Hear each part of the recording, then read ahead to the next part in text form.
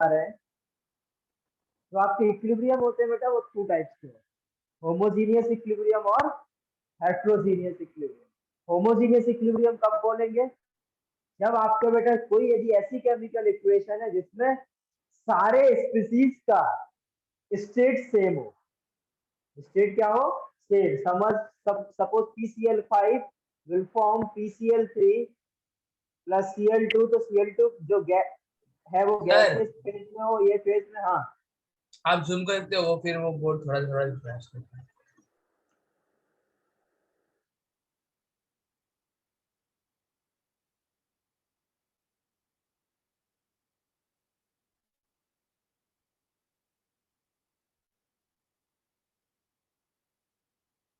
अभी ठीक है? Yes sir. हाँ यस सर। सर। तो PCl5 से क्या Cl3 और Cl2 यदि है, तो यदि सारे जितने भी बेटा आपके स्पीसीज हैं वो एक ही फेज में हो, एक ही फेज में होंगे, तो उसको आप क्या बोलोगे? Homogeneous equilibrium. यदि आपका कभी कोई एक ऐसी रिएक्शन है, सपोज कार्बन की रिएक्शन O2 के साथ करा के सपोज CO2 मिल रहा है, या CaCO3, solid will form CaO solid plus CO2 gas. ठीक है, तो यदि इनमें देख रहे होगे बेटा आप एक से ज्यादा स्टेट है, तो ऐसे इनके बीच में बेटा जो इक्विलिब्रियम बनेगा उसको आप क्या बोलोगे? Heterogeneous equilibrium. और यदि यदि सेम स्टेट के सारे सेम फेज में यदि स्पीसीज है तो उसको क्या बोलोगे? Homogeneous equilibrium. एक तरफ लिखो होमोजीनियस लिख लो और एक तरफ क्या लिख लो? हेट्रोजीनियस। इधर लिख लेना आप लोग all reactant and product are in same phase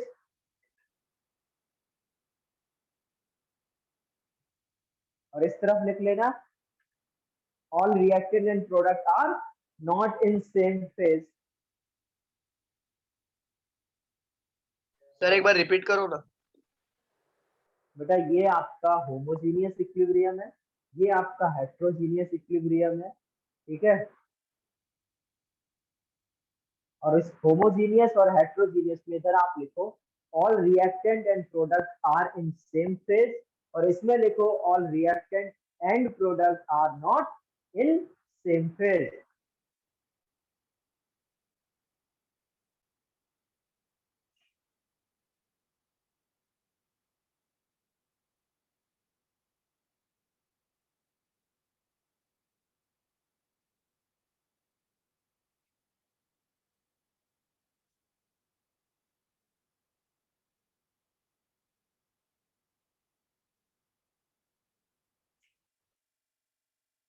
ठीक है, सपोज आपको मैं ऐसे बोलूं H2 plus I2 will form 2HI, तो क्या आप बेटा Kc का एक्सप्रेशन लिख सकते हो? Kp का एक्सप्रेशन लिख सकते हो? और Kc और Kp में क्या रिलेशन होगा वो फाइंड आउट कर सकते हो? यही सिखाया था कल, Kc का एक्सप्रेशन लिखना सिखाया, Kp का एक्सप्रेशन लिखना सिखाया, और Kc और Kp में रिलेशन लिखना सिखाया। तो जरा देखो, जरा इस पर्टिकुलर केमिकल इक्वेशन के लिए आप इन सारी चीजों को लिखो और यूनिट भी लिखना।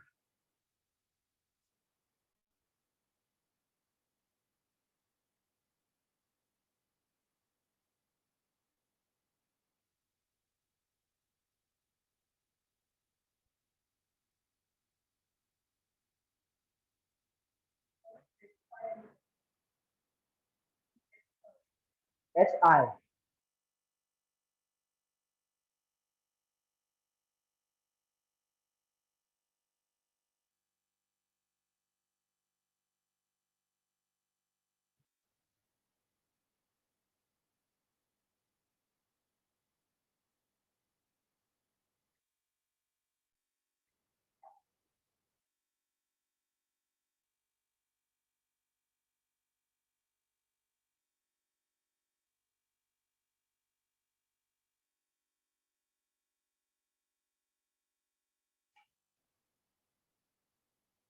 लिख लिया होगा, 1 मिनट लगेगा। देखा?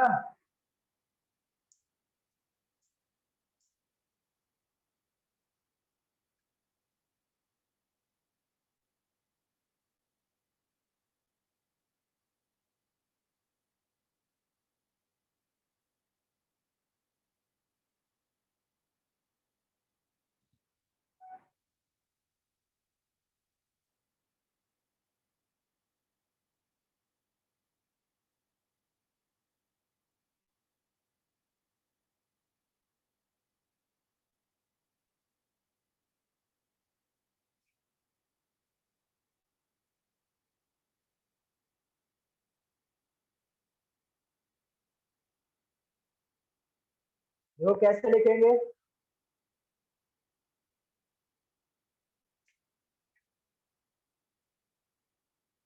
ये क्या हो जाएगा? एच आई का square divided by H two, और इधर क्या आ जाएगा? आई टू। करेक्ट, ये लिख लिया था। ये क्या आ जाएगा? KP partial pressure of H I का whole square divided by partial pressure of H two का इनटू पार्शियल प्रेशर ऑफ। ये सिखाया था बेटा। प्रोडक्ट में है जो उसको ऊपर लिख देना, और इसका पावर क्या जाएगा? उसका स्टोइकियोमेट्रिक कोएफिशिएंट, और जो जस्ट सिंपल क्या करो, रिएक्टेंट का मल्टीप्लाई कर दो, क्योंकि इनके स्टोइकियोमेट्रिक कोएफिशिएंट क्या है?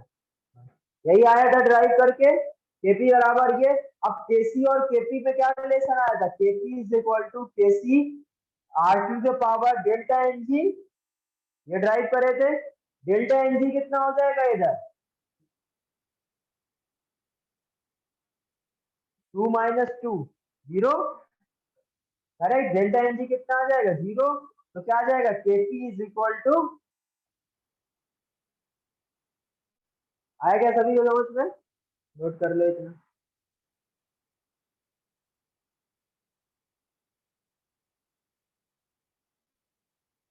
एक और करो।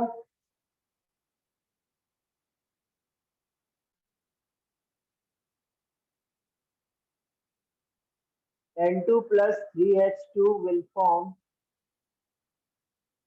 2 अमोनिया। ये सारे क्या बेटा? सेम फेज में है, गैसियस फेज। तो अब इधर से केसी का एक्सप्रेशन लिखो, केपी का एक्सप्रेशन लिखो, और केसी एंड केपी में रिलेशन लिखो फास्ट। 1 मिनट से ज्यादा नहीं लगना चाहिए।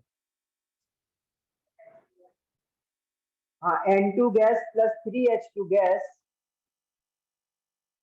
3H2 gas will form 2 ammonia gas.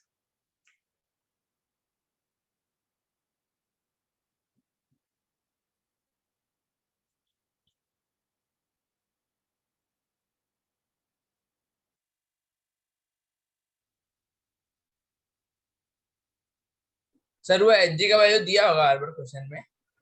हाँ, इन सब का वैल्यूज दे रखा होगा। अभी सिर्फ हम लोग एक्सप्रेशन लिखना सीखे। Okay sir. अभी वो क्वेश्चंस भी कराऊंगा।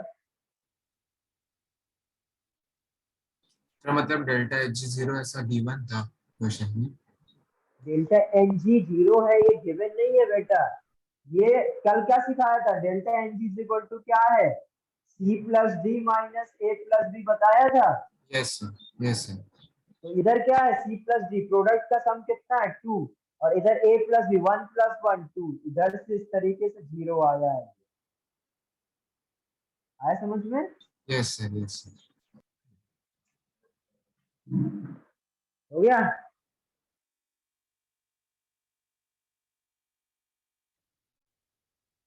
ये कल कंप्लीट किया गया सभी ने? 1 मिनट सर। ओके, इसको रफ कर रहा हूँ।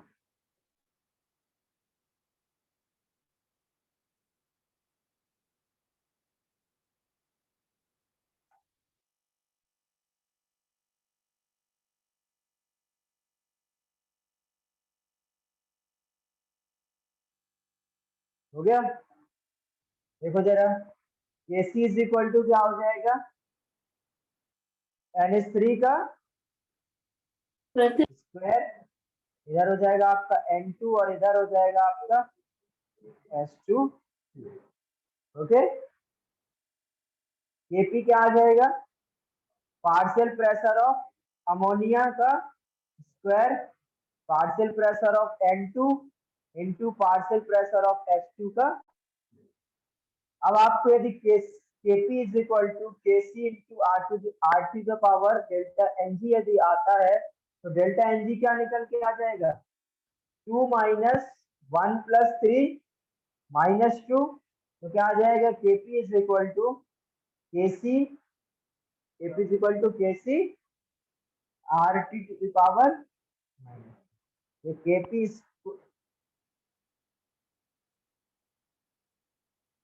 आगे समझ?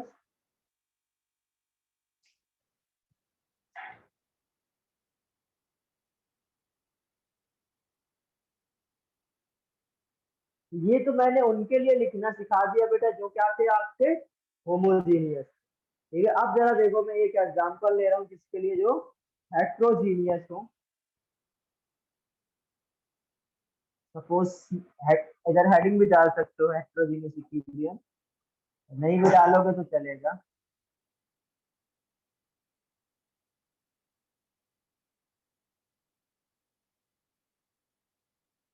ठीक है, अब आपको बेटा केसी केपी फाइंड आउट करना है और केसी और केपी में रिलेशन फाइंड आउट यदि कर सकते हो तो।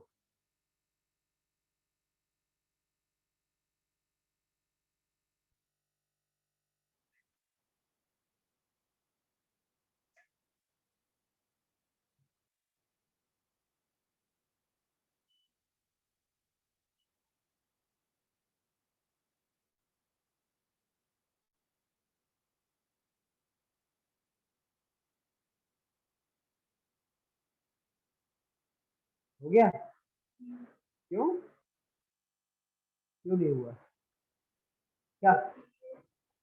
हाँ ये सी ए ओ है, थोड़ा इसको ज्यादा पास करना है।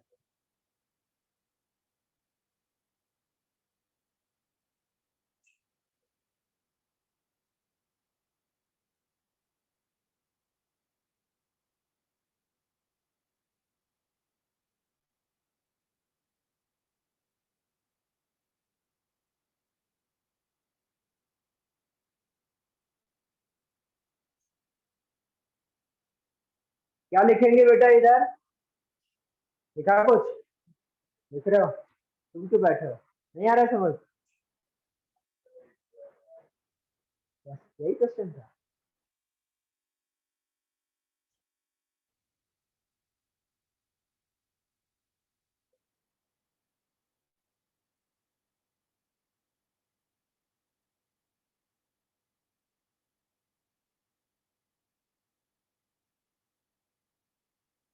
हो गया? किया तो है, ठीक है कोई बात नहीं, कर लिया यही बहुत है। इधर देखो, Kc इज इक्वल टू क्या आ जाएगा? Concentration of CO2 divided by concentration of CaCO3 solid into ये क्या हो जाएगा CaO सॉलिड। अब आपको पता है बेटा CaCO3 को गैस के रिस्पेक्ट में क्या लोगे? इसका एक्टिव मास 1 लोगे, करेक्ट? इसके रिस्पेक्ट में भी गैस है और ये दोनों सॉलिड है, इनकी कॉन्सेंट्रेशन बहुत ज्यादा चेंज होगा नहीं और इनके एक्टिव मास क्या होंगे? 1 होंगे। ये कल सिखाया था। इधर पे मैं क्या किया, एक्टिव मास 1 ले लूंगा तो कैसी क्या आ जाएगा? Concentration of CO2 Kp। जब आप Kp लिखोगे, ठीक है, जब आप Kp लिखोगे तो क्या लिखोगे? उधर क्या सॉलिड का प्रेशर लिखोगे? नहीं लिखोगे। तो Kp इज इक्वल टू क्या आ जाएगा? Simple partial pressure of CO2। और तो कुछ आएगा नहीं, क्योंकि अब ये दोनों क्या है बेटा? सॉलिड स्टेट में, तो Kp क्या आ गया? Kc क्या आ गया? इन दोनों में रिलेशन फाइंड आउट करोगे तो Kp इज इक्वल टू क्या होता है? Kc into R to the power delta Ng, और डेल्टा Ng क्या हो जाएगा? 1, क्योंकि ये 0, ये गैस तो है नहीं कोई, सिर्फ यही गैस है प्रोडक्ट में, तो क्या आ जाएगा? 1। तो हम लोग क्या बोलेंगे? Kp is equal to Kc into are.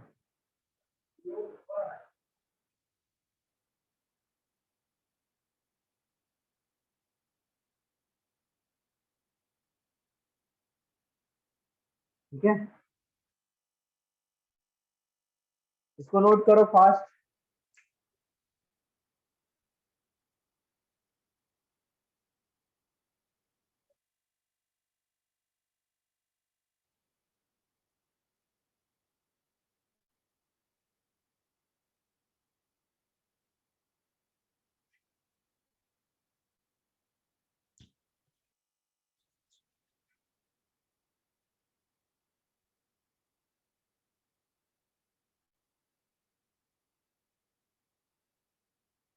Done? तो कर लोगे, अब इसमें कोई प्रॉब्लम तो होगी नहीं, ठीक है? सर बोर्ड ब्लर है। अरे क्या सही गई क्या? एक मिनट।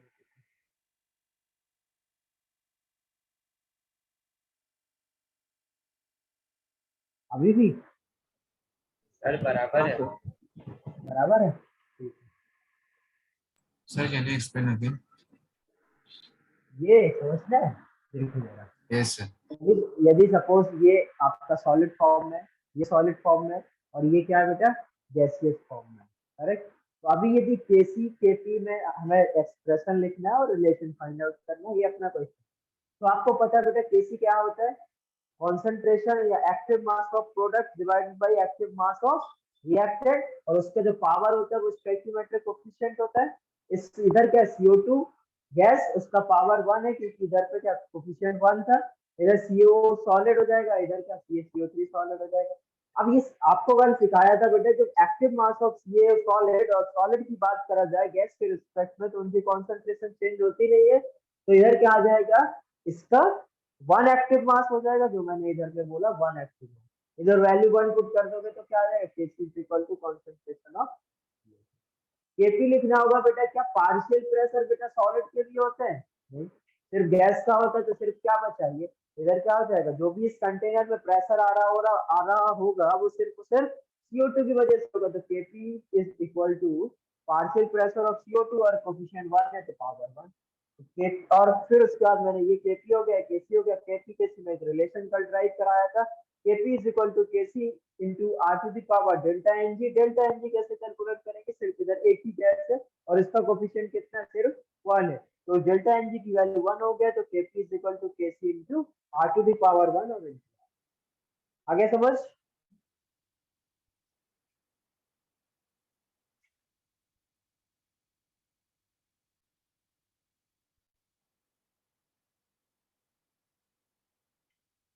आया क्या समझ में ये अभी?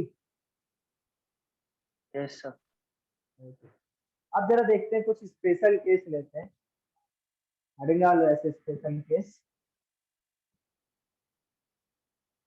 तो पहला केस यदि डिस्कस करें, अच्छा बताओ कब ऐसा होगा बेटा, आप कितना भी कुछ भी गैसेस कुछ भी चेंज कर लो और केपी और केसी हमेशा बराबर होंगे। KP is equal to KC, पहला केस है ये, KP is equal to KC R to the power delta NG है, ठीक है। केपी और केसी कब कब बराबर हो सकते हैं, एक तो अभी हम लोग ने देखा जब डेल्टा एनजी 0 हो, और दूसरा कौन सा केस होगा, जब टेम्परेचर क्या हो बेटा, 1/r। टेम्परेचर जब 1/r हो जाएगा तो इसका वैल्यू 1, और 1 टू द पावर कुछ भी हो हमेशा केपी और केसी कैसे आएंगे, बराबर। तो ये पहला केस है बेटा, स्पेशल केस है, जब आपका टेम्परेचर, जब आप रिएक्शन जब आप करा रहे हो, तब आपका टेम्परेचर क्या है, 1/r के इक्वल है। यदि टेम्परेचर 1/r के इक्वल है तो केपी और केसी हमेशा बराबर हो, चाहे बेटा कोई भी रिएक्शन हो, कोई भी इक्वेशन हो, कुछ भी हो, कितने भी उसके कोफिशिएंट हो, कुछ भी हो, हमेशा केपी और केसी क्या आएगा, बराबर। इधर पुट कर दोगे तो क्या आएगा, KC into R into 1/r power delta N G, और ये क्या हो जाएगा 1। तो KP is equal to KC, कर लो।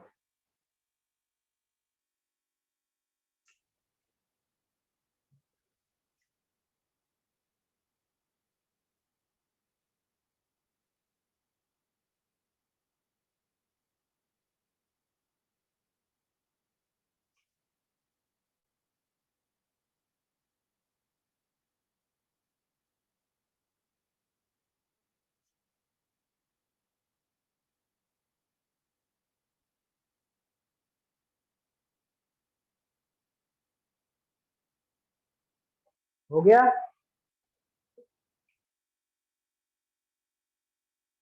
लिख लिया ये।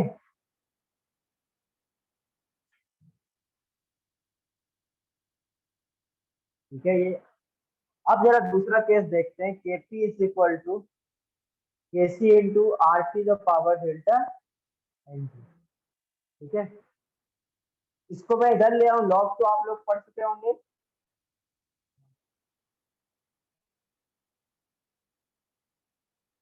ठीक है, ऐसा कर सकते हैं। दोनों तरफ लॉग ले लूं, क्या आ जाएगा, log of K P upon K C is equal to log of R to the power delta N C. ठीक है, करेक्ट। उसके बाद ये क्या हो जाएगा, log of K P K C minus delta N G log R T equal to 0 बोल सकता हूँ, करेक्ट। ये एन जी क्या है, पावर मल्टीप्लाई में हो जाता है और इस तरफ लेके आ गया चलिए। ये इस तरीके से एक एक्सप्रेशन क्या होता है, आज तो मैंने किया तो एकदम आसान लग रहा है, बट यदि आपके पास ऐसा एक्सप्रेशन लिख के आ जाता तो आप नहीं सोच पाते एक्चुअली में क्या हो रहा है। ठीक है, ये नोट कर लो, इस तरीके का भी रिलेशन आपको कहीं यूज करने आ सकता है। क्या, हाँ सेकंड नंबर है ये।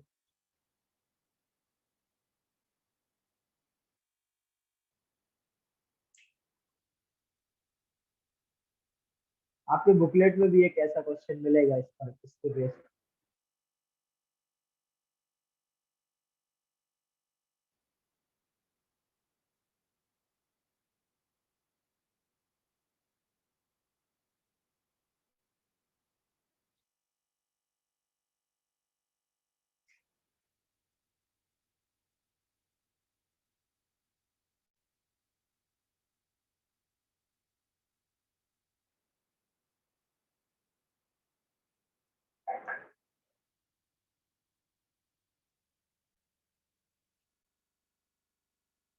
लिख लिया,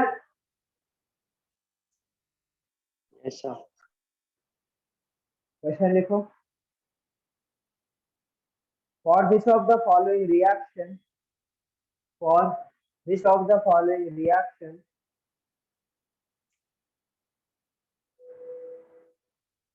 for this of the following reaction,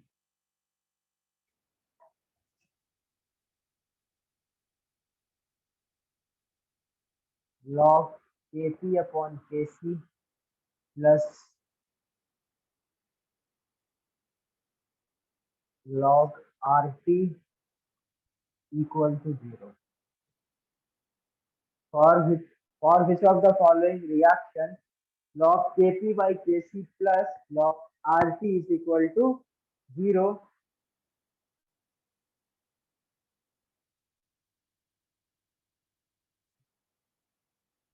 is valid, is valid। और आपके पास ऑप्शन है, सपोज पहला ऑप्शन में लिखूं तो वो क्या है, H2 gas plus I2 gas से क्या बन रहा है, 2HI गैस। दूसरे ऑप्शन की बात करूं तो है आपके पास N2 प्लस 3H2 गैस से क्या बन रहा है, 2 अमोनिया गैस। और थर्ड है आपके पास ECl3 gas plus Cl2 gas will form ECl5 gas. और फोर्थ ऑप्शन है N2 gas plus O2 gas will form 2 gas. ठीक है, निकालो सभी लोग आंसर, सुन लिया तुम्हारा।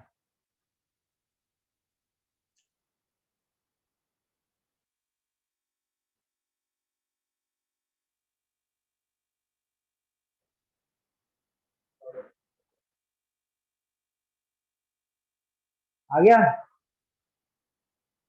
आसान है एकदम, सभी का आ गया।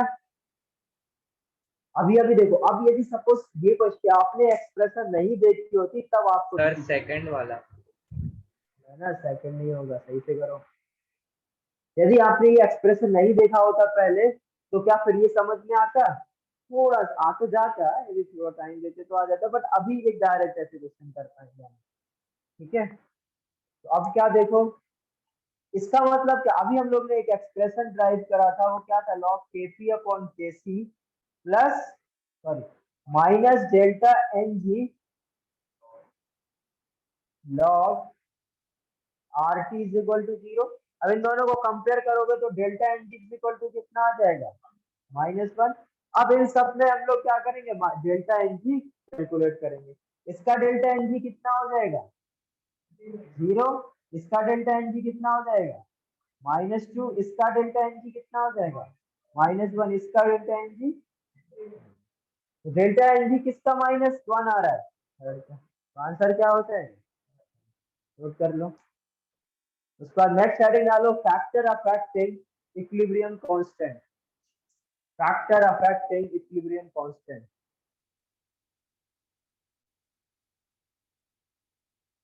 रिपीट कर सकते हो, factor affecting equilibrium constant, factors affecting equilibrium constant,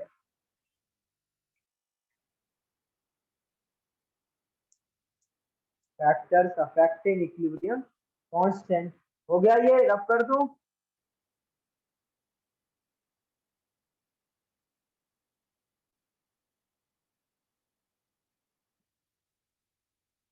अब जरा देखो, पहला फैक्टर हेडिंग डालो रिप्रेजेंटेशन, ठीक है। सपोज आप इधर से ए से बी बन रहा है, पहली हेडिंग डालना रिप्रेजेंटेशन, उसके बाद इधर देखना शुरू करो, कोई लिखेगा नहीं। अभी सपोज ये बेटा ए से बी है, ठीक है, ए से बी फॉर्म हो रहा है, और कन्वेंशनली अपने को पता है बेटा ए रिएक्टेंट है, बी प्रोडक्ट।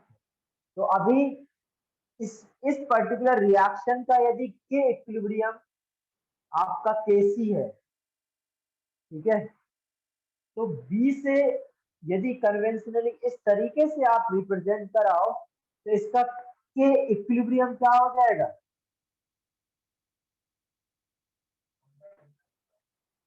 क्या हो जाएगा 1/, आया ये समझ में। देखो इधर इसको क्या लिख सकते हैं हम लोग, इसका के इक्विलिब्रियम क्या हो जाएगा, concentration of product divided by concentration of reactant, that is equal to KC. अभी इसके लिए क्या लिखोगे, यदि के इक्विलिब्रियम लिखना हो तो concentration of A divided by concentration of B. इसकी जगह हम लोग क्या लिख सकते हैं 1/kc। तो यदि इस तरीके से रिप्रेजेंट कर रहा किया है, जिसको यदि आप केसी बोलोगे, यदि किसी रिएक्शन को आप रिवर्स कर दो तो क्या होगा, उसका इक्विलिब्रियम कांस्टेंट क्या हो जाएगा, इनवर्स में। आगे समझ में क्या हो जाएगा, नींद आ रही क्या, केसी लेंगे, सपोज इसका केसी है, ठीक है, इस वैल्यू को v अपॉन ए को हम क्या बोले केसी, और यदि a अपॉन v मतलब रिएक्शन को आपने क्या करा, रिवर्स कर दिया, करेक्ट, रिवर्स कर दिया, प्रोडक्ट को रिएक्टेंट, रिएक्टेंट को प्रोडक्ट, तो ये वैल्यू चेंज हो जाएगी, a अपॉन b हो जाएगा। a अपॉन b को क्या लिख सकते हो आप 1/kc, क्योंकि आपने b अपॉन a को kc बोला है, करेक्ट। तो मैं सिंपल एक पॉइंट बनाना चाह रहा हूँ, यदि आप किसी भी रिएक्शन को रिवर्स कर दो, रिएक्टेंट से प्रोडक्ट और प्रोडक्ट से रिएक्टेंट कर दो, तो उसका जो इक्विलिब्रियम कांस्टेंट होगा वो क्या हो जाएगा, इनवर्स। आगे समझ, इस ये प्रॉपर्टीज को हम लोग डायरेक्ट यूज करेंगे जहां हमें जरूरत होगी। पता चले आपको बेटा इसकी जरूरत है, वो आपको दे ये रखा है, क्योंकि इक्विलिब्रियम कांस्टेंट निकालने का मैंने तरीका क्या बताया, वो सब सारी कॉन्सेंट्रेशन दे रखी हो, करेक्ट। यदि वो नहीं दे रखी है, सिर्फ ये दे रखा था इसका इक्विलिब्रियम कांस्टेंट, और आपको इसका पता, इसका आपको क्वेश्चन में यूज करना था, आप क्या करोगे, उसका इनवर्स यूज कर लोगे, क्योंकि आपको पता है कि इस प्रॉपर्टीज से। तो यदि रिप्रेजेंटेशन चेंज होगा तो आपका इक्विलिब्रियम कांस्टेंट क्या हो जाएगा, चेंज हो जाएगा। आप बोलोगे सर ए से बी और बी से ए, या तो होता ही है ना, जो ए से बी बनता है इक्विलिब्रियम पे, तो बी से ए भी बन रहा होगा। अब इधर क्या है, बी से ए और ए से बी, सर इनमें कोई अंतर थोड़ी है, तो इक्विलिब्रियम कांस्टेंट सेम हो जाना चाहिए। बट यदि बेटा फर्क पड़ेगा रिप्रेजेंटेशन से, यदि रिप्रेजेंटेशन आप बदलोगे तो आपका इक्विलिब्रियम कांस्टेंट क्या हो जाएगा, इनवर्स हो जाएगा। नेक्स्ट हेडिंग डालो स्टोइकियोमेट्री, ये लिखने के बाद नेक्स्ट हेडिंग डालना stoichiometry. Sir, can you explain again? देखो सिंपल है, यदि ए अभी ये रिएक्टेंट है, ये प्रोडक्ट है, तो आप इसका बेटा इक्विलिब्रियम कांस्टेंट क्या लिखते हो? प्रोडक्ट का कॉन्सेंट्रेशन डिवाइडेड बाय रिएक्टेंट का कॉन्सेंट्रेशन। यस इस सर। वैल्यू को जो बी अपॉन ए है इसको आप केसी बोल रहे हैं। ठीक है, अब इतना ऊपर का सब भूल जाओ, सिर्फ इधर आओ। यदि ऐसा लिखा हुआ हो तो आप इसका के इक्विलिब्रियम क्या लिखोगे? प्रोडक्ट का कॉन्सेंट्रेशन अपॉन रिएक्टेंट का कॉन्सेंट्रेशन। यदि आपको पता है बेटा बी अपॉन ए केसी होता है, तो ए अपॉन बी को आप वन अपॉन केसी नहीं बोल सकते। Yes sir. तो वही मैं बता रहा हूँ बेटा, यदि किसी रिएक्शन को आप रिवर्स करो, ये ऐसे था, इसको मैंने क्या किया, ये मतलब रिएक्टेंट से जो प्रोडक्ट बना रहा था अब वो रिएक्टेंट हो गया, वो प्रोडक्ट, मतलब मैंने आप रिएक्शन को रिवर्स कर दिया। तो आपका जो के इक्विलिब्रियम होगा वो क्या हो जाएगा? इसका यदि केसी था तो इसका वन अपॉन केसी होगा। नेक्स्ट हेडिंग डाला स्टोइकियोमेट्री। ठीक है, अब कर रहा सर हूँ ये ये न्यू टॉपिक आया कि उसके अंदर भी कंट्री फैक्टर है।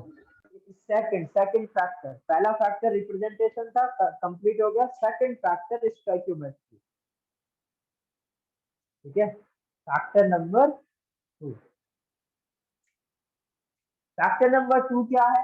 यदि सपोज बेटा एक इक्वेशन ए से बी है, ठीक है, और इसका के इक्विलिब्रियम क्या है बेटा? आपका सपोज केसी है, और मैं क्या करूं, एक इक्वेशन लिया जिसमें मैंने 2 का मल्टीप्लाई कर दिया, तो क्या इसका इक्विलिब्रियम चेंज होगा? यदि इसका आपको केसी दिया तो इसका बताओ क्या होगा, पता करो। केसी स्क्वायर हो सेम जाएगा? सेम नहीं आएगा, यही तो गड़बड़ है। देखो, इसका के इक्विलिब्रियम हम लोग क्या लिखते हैं? Concentration of B divided by concentration of A. इसका के इक्विलिब्रियम क्या लिखेंगे? B square upon A square. और आपको पता है बी अपॉन ए क्या है? ए सी। तो ये किसको क्या लिख सकता हूँ? बी अपॉन ए का होल स्क्वायर। और इसको आप क्या बोलोगे? ए सी। तो मैं इधर क्या लिख सकता हूँ? के इक्विलिब्रियम इज इक्वल टू के सी का। यदि आप किसी भी नंबर से मल्टीप्लाई करेंगे तो उसके केसी उसी का पावर में चला जाएगा। जिस स्टोइकियोमेट्रिक कोएफिशिएंट से आपने क्या किया, मल्टीप्लाई किया, वो क्या आ जाएगा बेटा? उसके पावर में। आगे समझ में? नोट कर लो। देखो, है सब कुछ ऑब्वियस ही, कुछ अलग नहीं सिखाया मैंने, बस आपको दिखा रहा हूं कि ये ऐसे होता है। ठीक है,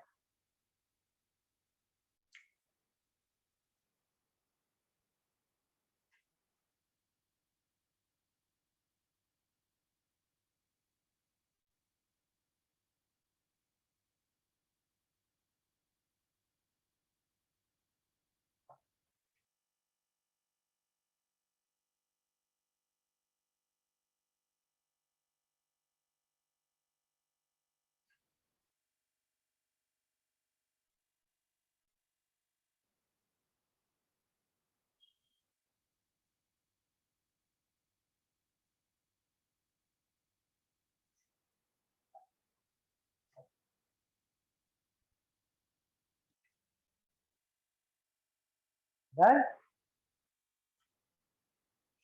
तो बेसिकली मैं, आया ना सभी को समझ में? ये समझ में आना बहुत जरूरी है।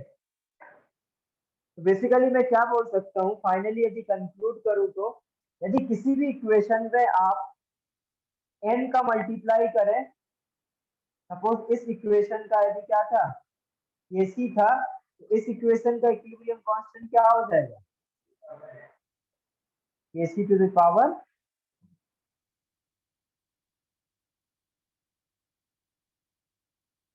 क्लियर है?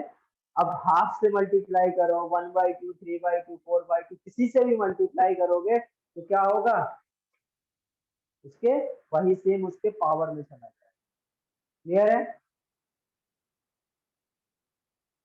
नेक्स्ट लिखो जरा, multi step reaction. Multi step reaction second, third point डालो। थर्ड फैक्टर है मल्टी स्टेप रिएक्शन। नोट किया था ये? 1 minute 1 minute. Sir next heading क्या, मल्टी? Multi step reaction. देखो जिसने ये नहीं लिख पाया था उसको मैं लिख दे रहा हूँ दोबारा।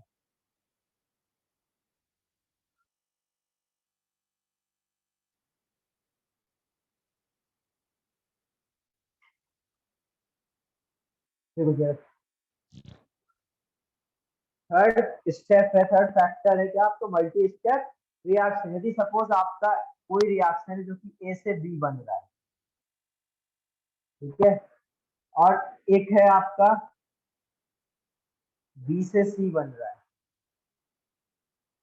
ठीक है, और आपसे पूछा जाए बेटा ए से सी का क्या इक्विलिब्रियम कांस्टेंट होगा, और इसका इक्विलिब्रियम कांस्टेंट K1 है, इसका इक्विलिब्रियम कांस्टेंट यदि K2 है।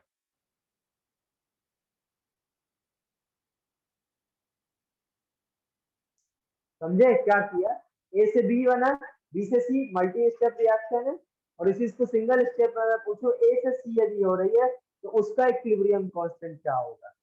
समझना क्या करेंगे, इन दोनों को आप क्या करो, सपोज ये इक्वेशन 1, ये इक्वेशन कोई लिखेगा नहीं, सिर्फ इधर समझो। हाँ पता नहीं, ठीक है, इक्वेशन 1 प्लस इक्वेशन 2 को मैं क्या कर दूं बेटा, ऐड कर दूं, इक्वेशन को क्या कर दूं, ऐड कर दूं, एडिशन कर दूं, तो ये क्या हो जाएगा, ए प्लस बी, और ये बी प्लस सी, ठीक है। अब ये इससे कैंसिल हो जाएगा, ये क्या आ गया, AC, ठीक है। अब इसका इक्विलिब्रियम क्या होगा, concentration of C upon concentration of, हमें ये पता करना है ये किसके बराबर आ रहा है। इधर देखो K1 क्या है एक्चुअली में, B अपॉन A, कुछ लोगों को दिख गया होगा, और ये क्या है आपका K2, C upon A, C upon A, ठीक है। अब इनको क्या करूं, यदि बेटा C बाई A निकालना है, सॉरी C बाई B बोलो ना, ठीक है। अभी इन दोनों को यदि C बाई A निकालना है तो इन दोनों का क्या करना पड़ेगा, मल्टीप्लाई, K1 इंटू K2 निकालूंगा तो क्या आ जाएगा वो, B by B upon A, और C upon A, C upon B, B से B कैंसिल, तो K1 into K2 is equal to क्या आ जाएगा, C अपॉन A, तो K इक्विलिब्रियम क्या आ जाएगा इधर,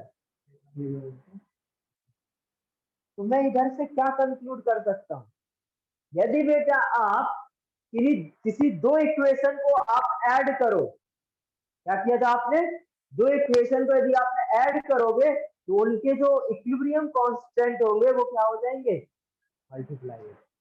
यदि सपोज जो आपका रिजल्टेंट इक्वेशन है वो इन दोनों इक्वेशन के ऐड करने से मिल रहा है तो इनके इक्विलिब्रियम कांस्टेंट भी क्या हो जाएंगे, जस्ट मल्टीप्लाई हो जाएंगे। नोट करो इसको,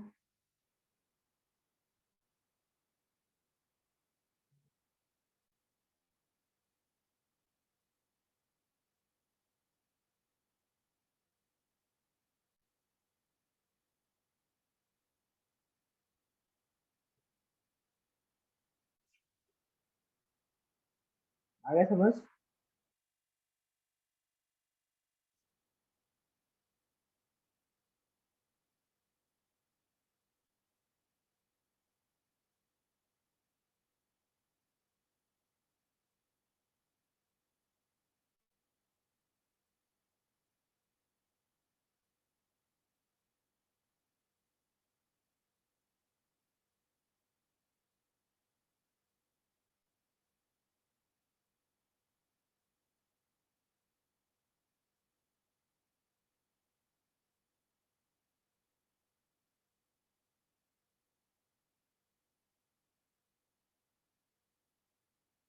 हो गया,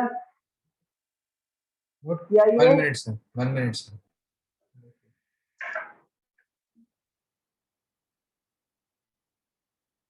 यदि सब्ट्रैक्ट करना पड़े कभी तो क्या होगा, तो डिवाइड हो जाएंगे।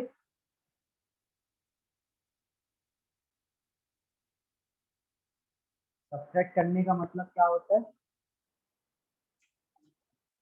हाँ, उनको उल्टा करके ऐड करो। ठीक है,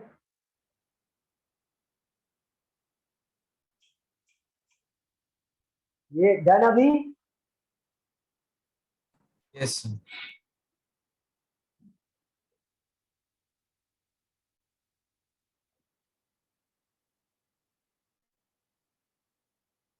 जब मैं थोड़ा सा चेंज कर रहा हूँ, क्या सपोज सी से डी बन रहा है। ठीक है, क्या बन रहा है? सी से डी बन रहा है। पहला केस है बेटा ऐड कर रहा हूँ, और दूसरा केस है सब्ट्रैक्ट। ठीक है, यदि ऐड करेंगे तो आपको पता है बेटा क्या आएगा, ए प्लस सी से बी प्लस डी। इस रिजल्टेंट जो एडिशन के बाद जो रिजल्टेंट इक्वेशन बना, इसका इक्विलिब्रियम क्या होगा? K1 into K2। यही सीखे अभी, करेक्ट। इधर ऐसे देख भी सकते हो कि इक्विलिब्रियम क्या लिखोगे इधर, concentration of B into concentration of D divided by concentration of A divided by concentration of C. ये एक्चुअली में K1 क्या है आपका, B अपॉन ए, और ये K2 क्या है, D अपॉन ए,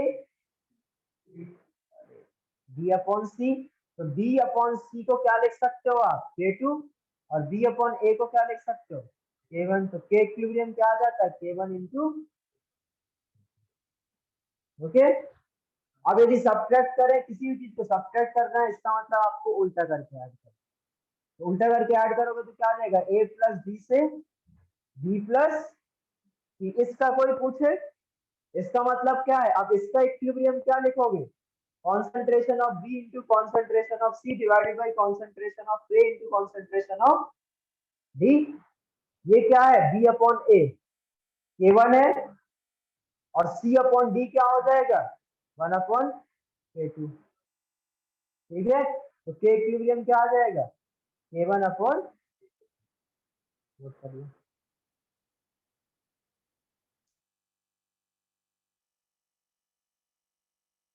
सर फोर्थ पर टॉपिक क्या लिखे, क्या क्या, जो आपने अभी ये दिखाया था उसको मल्टी स्टेप में ही लिखना है कि और अलग टॉपिक बना सकते वो सब उसी के आगे कंटिन्यू करो। हैं? Okay sir. रेडी है।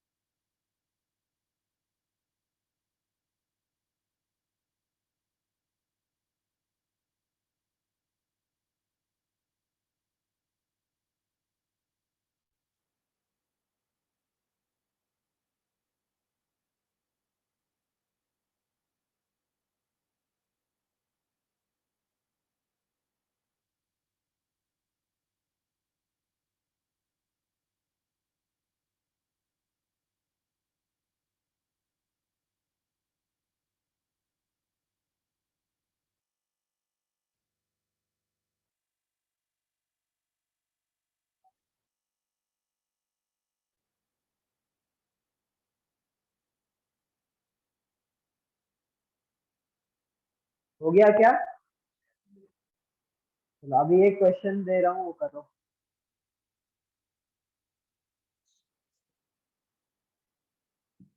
अब कर दो, 1 मिनट सर। ऊपर का तो कर दो।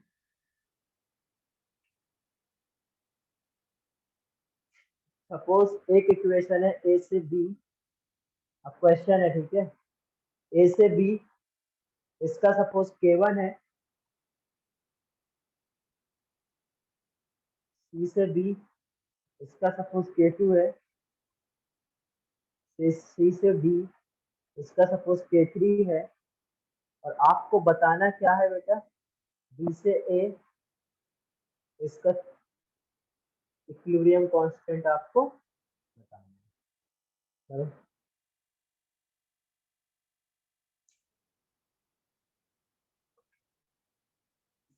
क्वेश्चन समझ में आ गया सभी को? ए से बी, सी से Yes, बी, sir. सी से डी और डी से ए है, तो आपको क्या करना है, K1 K2 K3 दे रखे हैं, के इक्विलिब्रियम बताना है।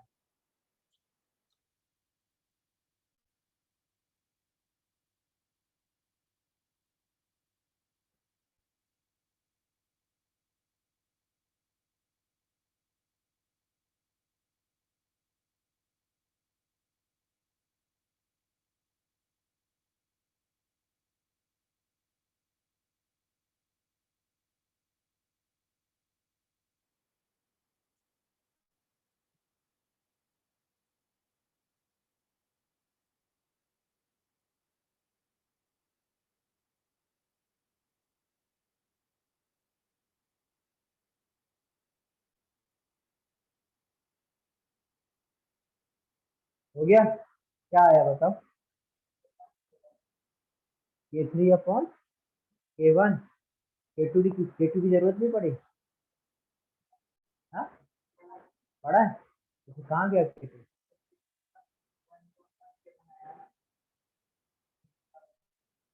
फाइनल आंसर क्या है? K3 upon K1। गलत लग रहा है, चेक करो।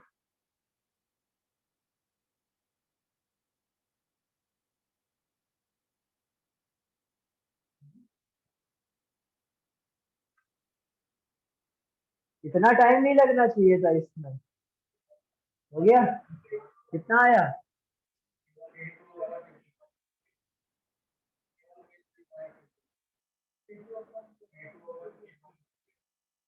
हाँ तुम लोग का सही है। देखो जरा, अभी समझो इधर, ठीक है? यदि मैं इसको क्या करूं बेटा, आपको क्या चाहिए, डी और ए चाहिए, करेक्ट? यदि आपको डी और ए चाहिए तो आप कुछ इस तरीके से अरेंज करो बेटा जिससे बी और सी कैंसिल आउट हो जाए। कुछ इस तरीके से, याद दो, दो ऑप्शन है आपके पास, या तो ऐड करोगे या सब्ट्रैक्ट करोगे। और आपके पास यदि दो ऑप्शन है ऐड और सब्ट्रैक्ट करने के, तो आप क्या कर सकते हो, इसको सपोज आप इसको रिवर्स करके रखो। मतलब यदि इसको उल्टा कर दो तो ये क्या हो जाएगा, बी से ए। तो यदि किसी भी रिएक्शन को यदि आप रिवर्स करते हो तो उसका के क्या हो जाता है, 1/K1। जैसे ही जो भी काम आप करो, किसी का यदि मल्टीप्लाई करना पड़े या किसी को उल्टा करना पड़े, कुछ भी करना पड़े, तो तुरंत उसका इक्विवेलेंट लिख लिया जाए। ठीक है? ये क्या हो गया, ये सपोज रिवर्स किया था तो क्या हो जाएगा, 1/K1। अब क्या सी को मैं सेम रखूं या इसको भी रिवर्स कर दूं? सी को, इसको सेम। मेरे को सेम रखना पड़ेगा। ठीक है, तो इसको सी सेम रखूंगा तभी बी कैंसिल आउट होगा। इसको सेम रखा तो क्या हो जाएगा, इसको सेम। इसको क्या करना पड़ेगा बेटा, रिवर्स करना पड़ेगा। ये क्या हो जाएगा, डी से सी। इसको रिवर्स करा तो ये भी क्या हो गया, 1/। अब इनको मैं क्या कर दूं, ऐड कर। ऐड करोगे तो क्या हो जाएगा, बी से बी कैंसिल, सी से क्या आ जाएगा, बी से ए। अब इन सारी इक्वेशन को यदि ऐड करते हैं तो आपको पता है सबके इंडिविजुअल के क्या हो जाते हैं, मल्टीप्लाई। तो के इक्विलिब्रियम क्या हो जाएगा, इसका मल्टीप्लीकेशन जो कि क्या 1/K1, इसका मल्टीप्लीकेशन जो कि क्या है, K2 है,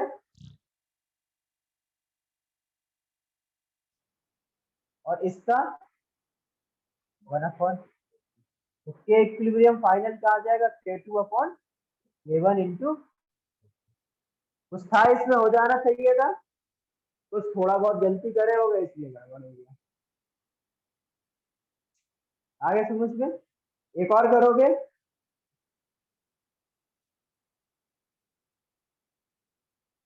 करना चाहते हो एक और? ए से बी बन रहा है, ये क्या K1, इसका सपोज K1 है, ठीक है।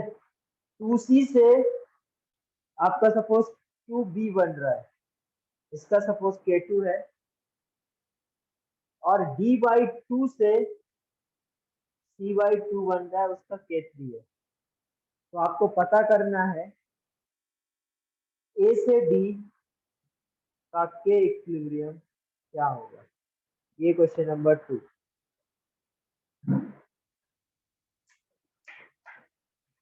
अभी सही से करना, ठीक है, एक बार में आंसर सभी का सही आना चाहिए।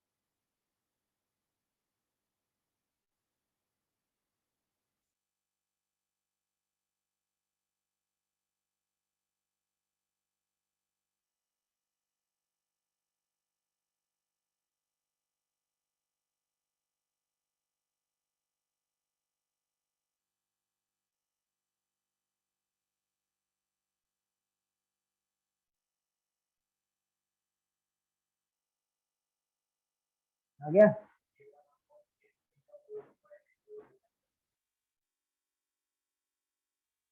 Good, very good, correct.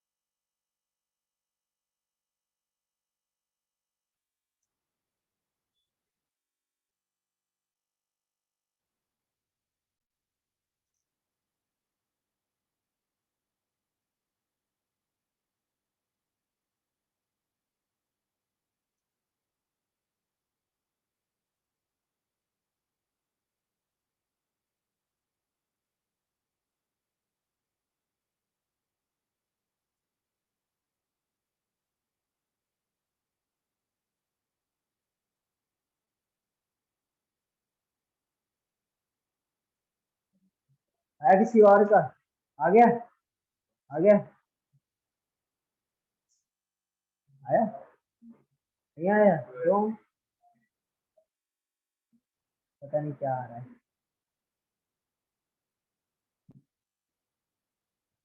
करूं मैं?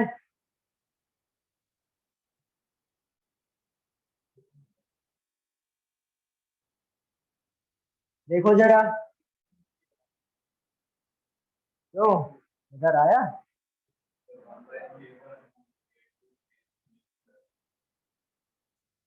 ऊपर कुछ नहीं आया?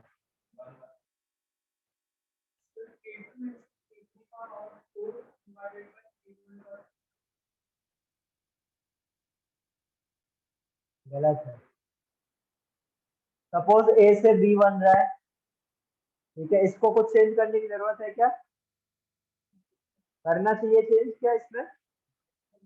इसमें कोई चेंज मत करो।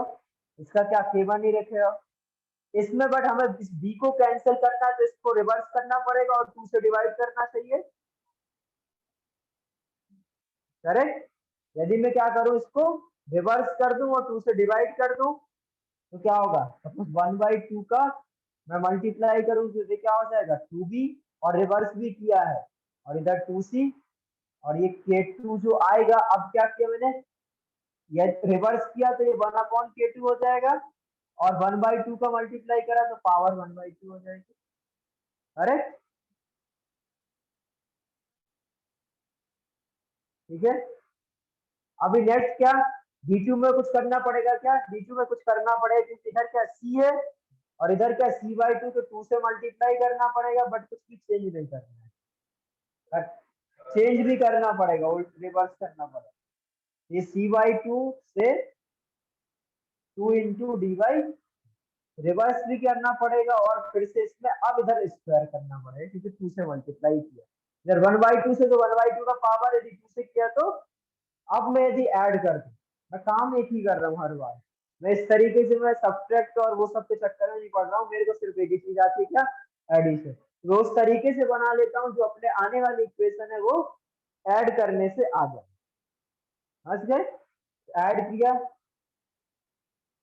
क्या आ जाएगा ऐड करने से, ये सी से ये कैंसिल हो जाएगा, ये से ये कैंसिल हो जाएगा, और ये से ये कैंसिल हो जाएगा, तो क्या आ जाएगा ए से, यही चाहिए था। इसी का के इक्विलिब्रियम क्या आएगा, इन सबको ऐड मल्टीप्लाई कर दो तो क्या आएगा k1 इंटू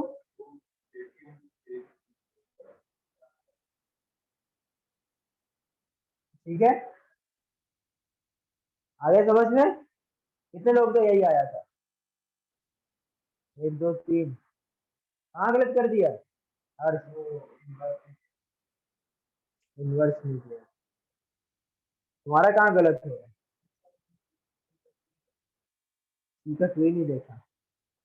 ऐसे ऐसा बेटा जेई का जब पेपर दोगे ना, ऐसा उधर भी होता है, कभी ये प्लस नहीं देखोगे, कभी आप इनकरेक्ट लिखा होगा वो नहीं देखोगे, तो ये सारी चीजें हमें अभी सुधारनी है, अभी हम लोग को प्रैक्टिस टाइम चल रहा है, ये गलती उधर तो होगी होगी, उस वो ना हो इसलिए अभी से हमें क्या करना होता है, केयरफुली देखो, जैसी आदत डाल लोगे वैसे ही हो जाता है। यदि अभी हम लोग केयरलेस ऐसे ही करते रहेंगे, कभी ये छोड़ा कभी वो छोड़ा कभी ये छोड़ा, तो उधर भी कुछ ना कुछ छूटेगा ही। ठीक है, आगे समझ में? अब मैं लास्ट सवाल करा रहा हूँ, वो सबका सही आना चाहिए। ठीक है, अब लास्ट ऑप्शन है, उसके बाद हम लोग आगे देखेंगे।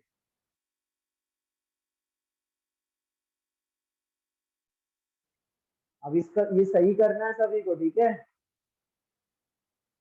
सपोज 3b से 2a बन रहा है, या 3b से 3a ही बन रहा है, ठीक है, और जो कि क्या है बेटा, k1 है,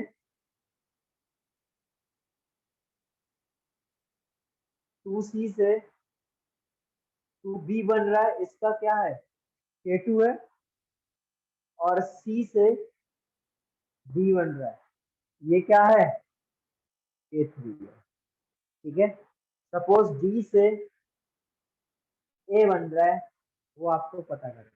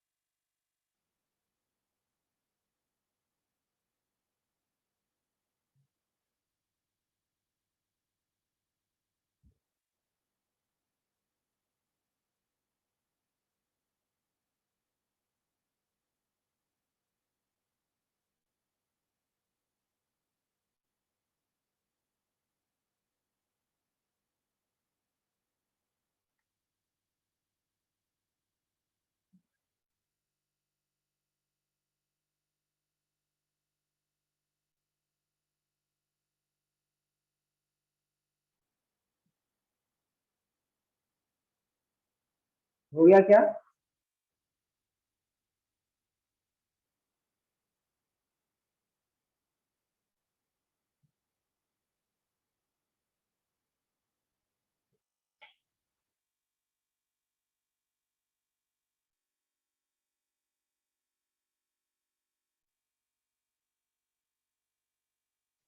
हो गया, बोलो, एक मिनट, हाँ, अब बोलो, अब बोलो,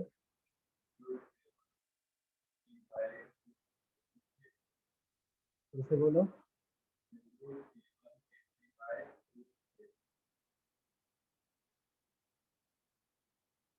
गलत लग रहा है, तुम बोलो।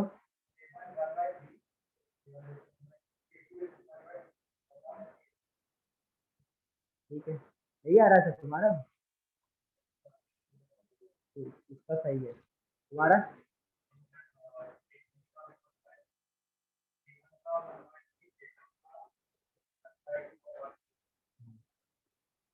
चेक करो तुम्हारा क्या रहा है। हाँ हो गया सर।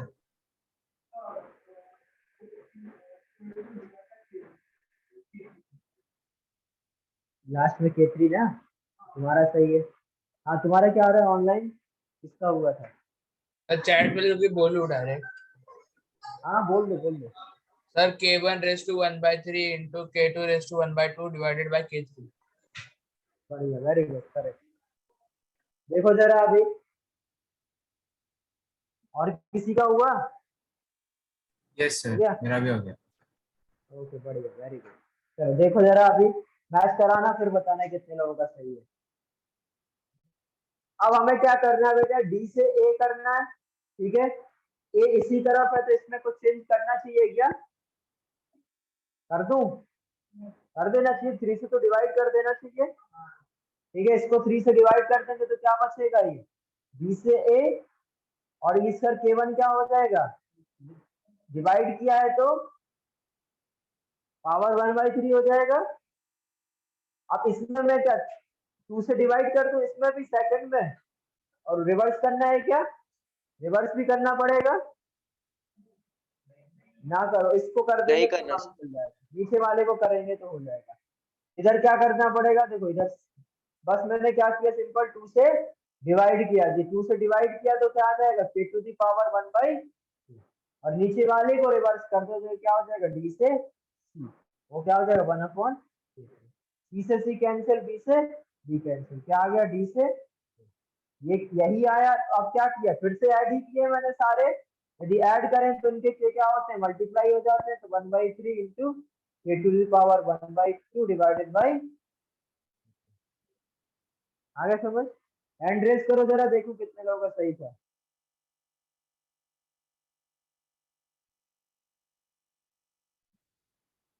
ठीक है, बहुत बढ़िया, गुड।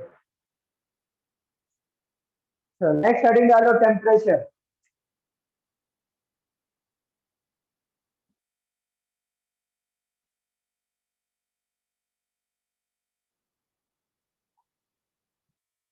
सर फोर्थ फैक्टर के नया टॉपिक।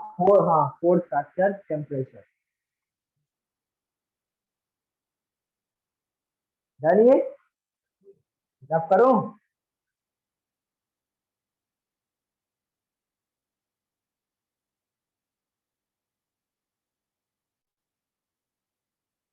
देखो टेम्परेचर क्या आता है बेटा, जब मैं आपको कैरेक्टरिस्टिक्स बता रहा था तब मैंने बताया था जो आपका के की वैल्यू है वो टेम्परेचर से चेंज होती है, और कॉन्सेंट्रेशन या कैटलिस्ट या किसी इनर्ट गैस के ऐड करने से चेंज नहीं होता। तो यदि टेम्परेचर जो फैक्टर आप फैक्टिंग पढ़ रहे हैं, ठीक है, तो अब जो आपका के की वैल्यू है किस किस से चेंज होगी, वो टेम्परेचर होगा। तो टेम्परेचर से किस तरीके से चेंज होता है उसका डेरिवेशन मैं बाद में कराऊंगा, अभी सिर्फ क्या बता दे रहा हूँ, क्या फॉर्मूला आता है। वो फॉर्मूला आता है log K2/K1 is equal to delta H upon 2.303 R 1/T1 - 1/T2। ये फॉर्मूला हमें याद रखना पड़ता है, ठीक है। इसके लिए कोई ऑप्शन नहीं है बेटा, इसको आपको याद ही करना है। इस पे बहुत सारे क्वेश्चन यूज होंगे तो इसमें कोई ऑप्शन नहीं है, याद रखना ही रखना पड़ेगा, ठीक है। इसको हम लोग बेटा वांट ऑफ या वांट हाफ, जैसे वांट ऑफ इक्वेशन बोलते हैं, 12th में पढ़ोगे एक बेटा, वांट ऑफ फैक्टर, ठीक है। उसी साइंटिस्ट से क्या था, ये इक्वेशन आया था, इसके बारे में थर्मो में भी कुछ कुछ पढ़ेंगे हम लोग।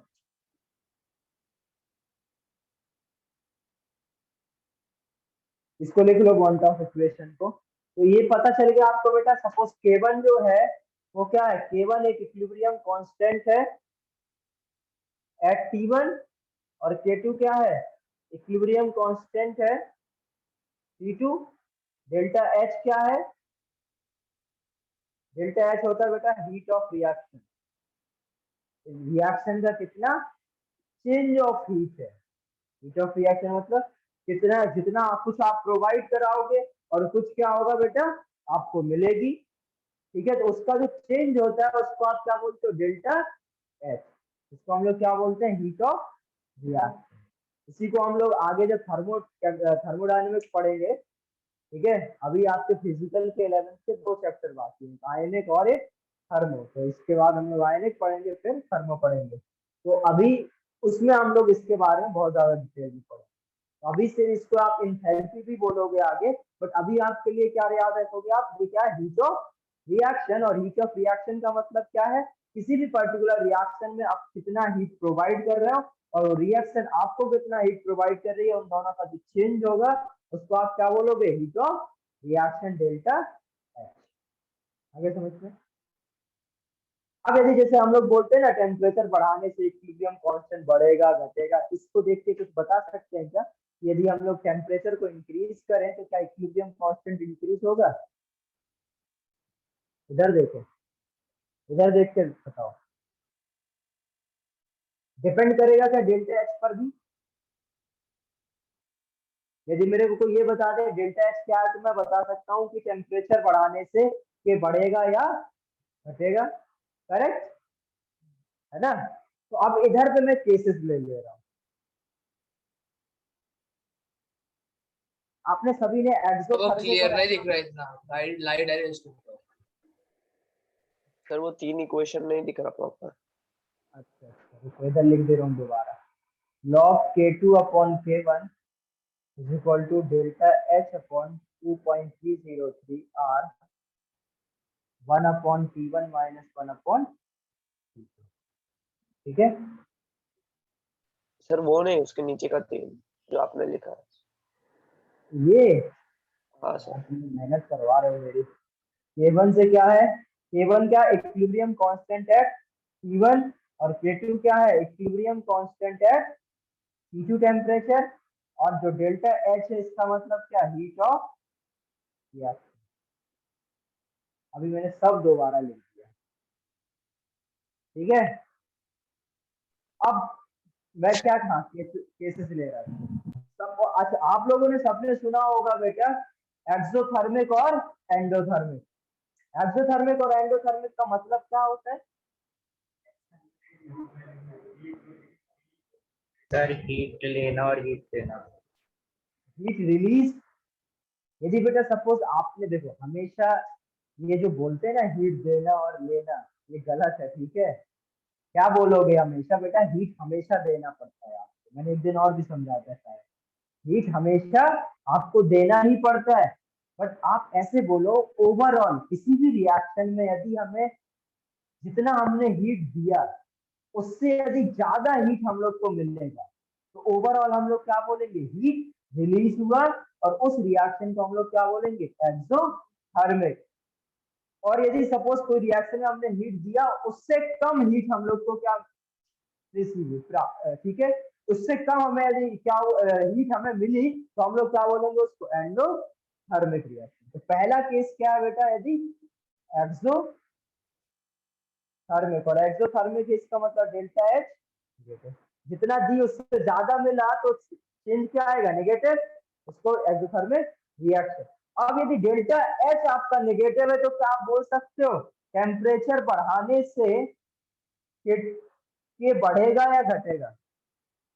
अब थोड़ा सा मैथ्स लगाओ और बताओ मेरे को, यदि डेल्टा एच नेगेटिव है तो टेम्परेचर बढ़ाने से आपका क्या होगा।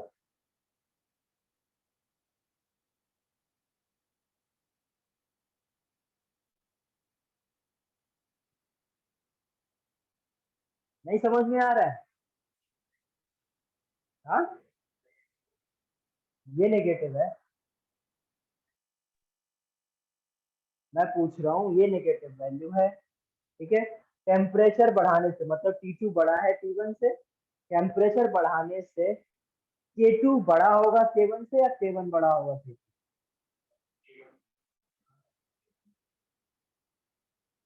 K1 आया बड़ा सभी को, सभी की मैथ्स बढ़िया है, मतलब सही निकाल रहे हो।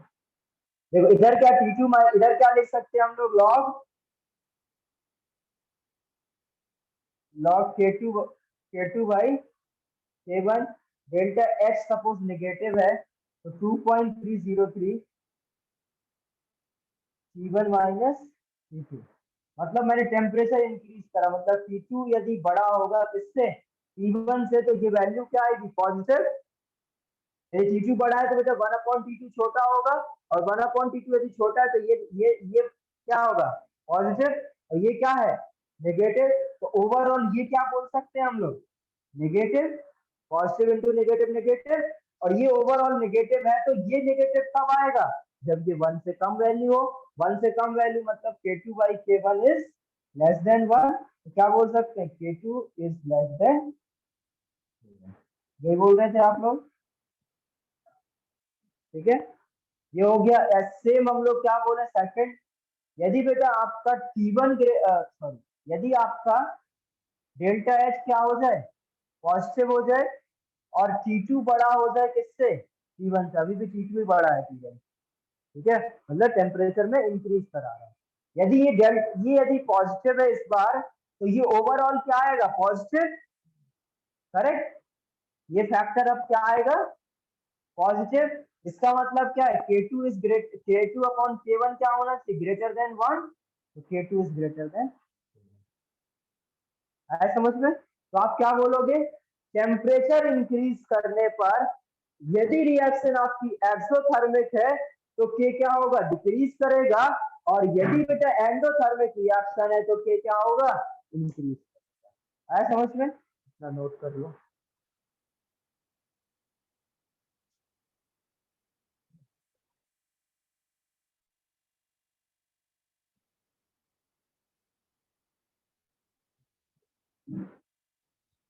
आ गया क्या समझ में, नोट करो।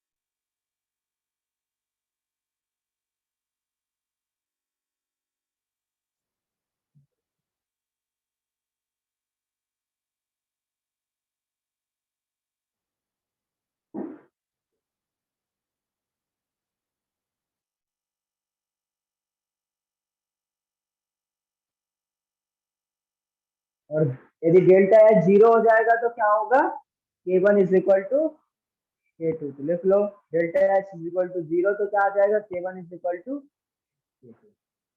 यानी ये सभी का,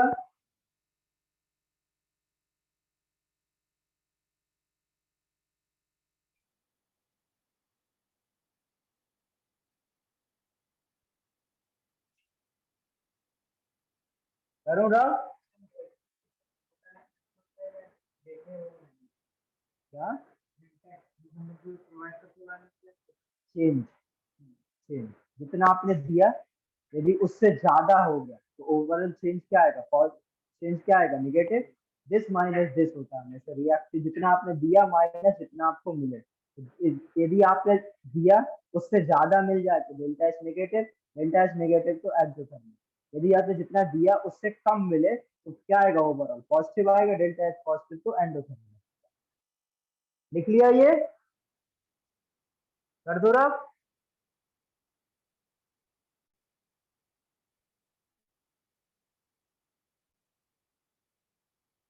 अब नेक्स्ट हेडिंग डालो जरा, change in concentration, change in concentration.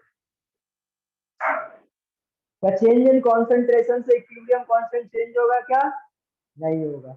देखो change in concentration of reactant or product, change in concentration of reactant or product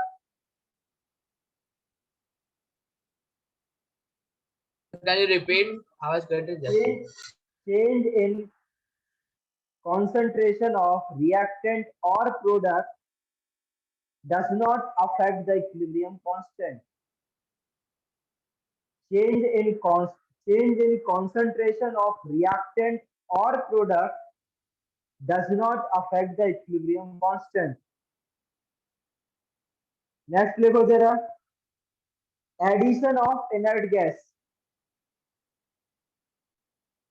next factor कौन सा? 6 नंबर, फैक्टर नंबर 6 क्या होगा? Addition of inert gas. इसमें लिखो जरा, it does not affect the equilibrium constant.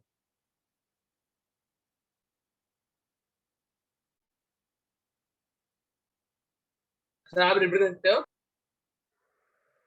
सुनो एक बार और, कौन सा वाला रिपीट करना है? लास्ट वाला. Addition of inert gas, heading डालो, addition of inert gas.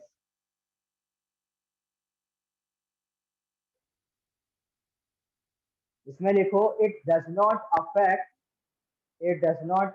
The equilibrium constant. It does not affect the equilibrium constant.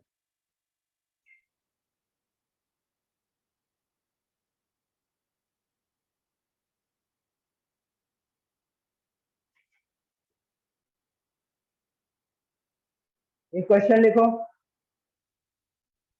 A solid से सपोज क्या मिल रहा है? ए सॉलिड से क्या मिल रहा है आपको? 2b gas plus 3c gas. ए सॉलिड से आपको क्या मिल रहा है? 2b gas plus 3c gas. If concentration of B is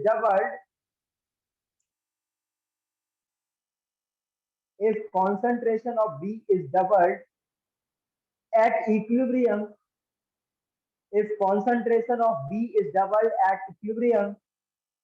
then find the concentration of C at equilibrium.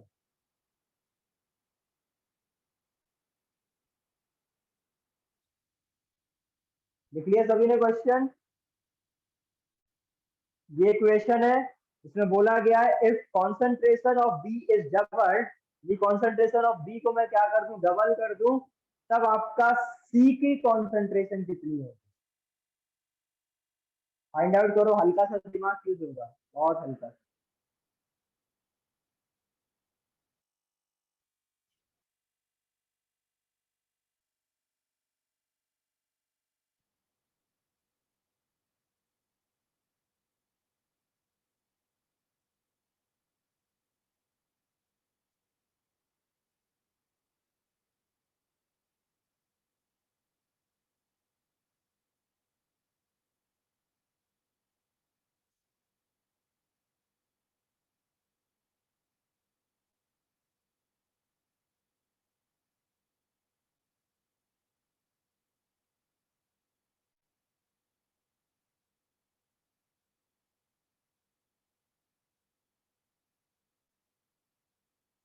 इसका आंसर बोलो मेरे को फास्ट.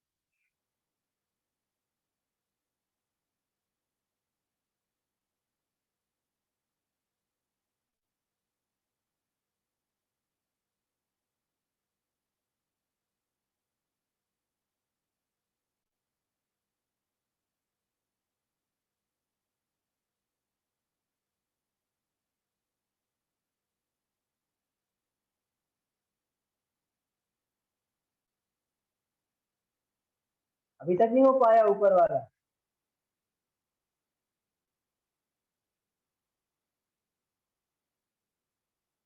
दिमाग ही नहीं लगा रहे।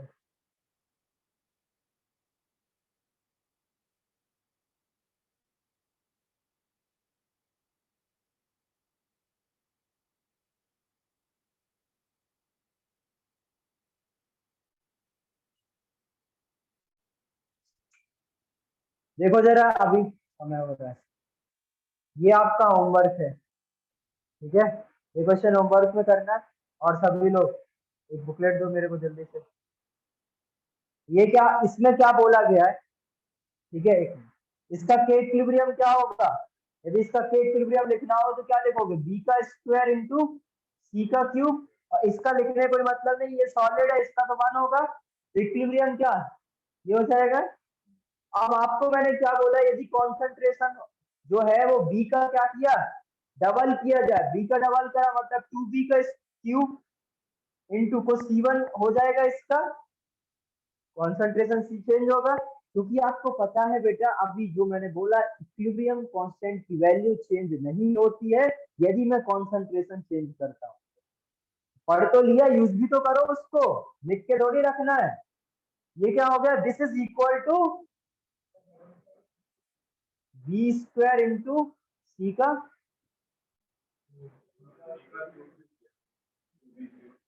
क्यूबिक क्यूब करेंगे ना? हाँ, अच्छा अच्छा अच्छा, ये गलती है, मुझे यही बोल रहे थे ना। बस इधर से क्या करेंगे, अब ये निकाल लूंगा मैं। बोलो, ये क्या हो जाएगा, 4b² और इधर क्या, B square, cancel out, correct. इधर क्या आ जाएगा, सी का होल क्यूब अपॉन 4 का क्यूब रूट, तो कितना आ जाएगा, c/4 का। आगे समझ में? ये नोट कर लो, दिख रहा है ना, या इधर साफ लिखूं? थोड़ा जगह कम था इधर। इतने में समझ में आ गया सभी को? और इस ये होमवर्क लिख लो, इस क्वेश्चन को करना है होमवर्क, या तो ऑनलाइन वाले स्क्रीनशॉट ले सकते।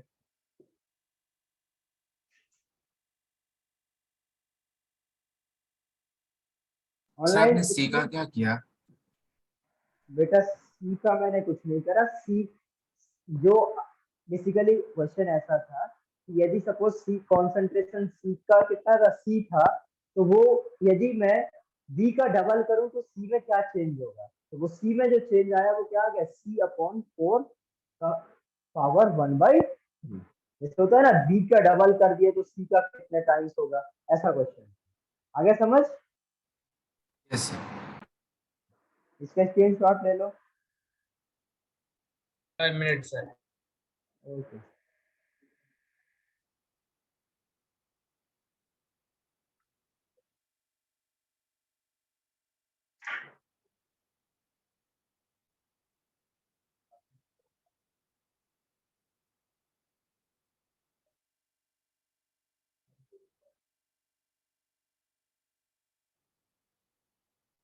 डन। तो b रेस टू क्या है, वो लाइट नीचे जा रहा है। c रेस टू तो सीरियस सेकंड स्टेप में reactant side. Cube cube cube cube, नहीं नहीं नहीं, नीचे वाले स्टेप में उसके। इधर हाँ हाँ, क्यूब ही होगा ना, C1 का क्यूब। ओके इधर कुछ सर। जो भी चेंज हुआ वो C1 है, उसका क्यूब।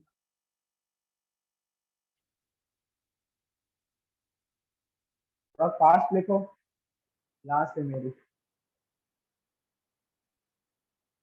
सर लास्ट लाइन में 4b² के बाद क्या है? 4b² is equal to B sir वो b² स्क्वायर के बाद क्या है फिर? Into C, concentration of C क्यूब/4। ये जो 4 था इसको मैंने इधर डिवाइड करके लिख दिया, ठीक है? अरे कैलकुलेशन यार अपने से सॉल्व कर लो, अब इसमें क्या, इसमें पड़े हुए हैं, कैलकुलेशन ही तो करनी है, ठीक है? जो अपने से करोगे वो सही करोगे, आंसर फाइनली ये आएगा, ठीक है? इतना मत लिखो, इसका स्क्रीनशॉट ले लो और इसको आप करना। हम लोग इसको कल डिस्कस करेंगे नेक्स्ट क्लास में, और इसके आगे हम लोग नेक्स्ट टॉपिक स्टार्ट करेंगे, डिग्री ऑफ डिसोसिएशन, ठीक है? करूं मैं लीव? हो गया सभी का? तुम लिखते रहना। चलो बाय।